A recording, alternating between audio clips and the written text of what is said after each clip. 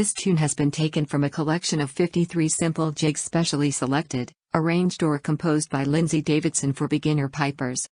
This book of simple jigs for beginner pipers is intended to be, as they say, exactly what it says on the box.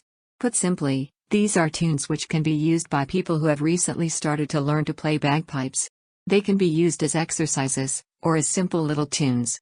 For those at the start of their piping adventure, these tunes can provide repertoire that is easy to learn and can bring satisfaction and confidence.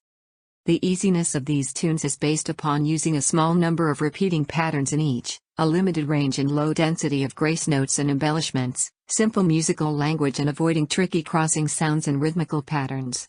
If there is a musical compromise, it is for these specific reasons.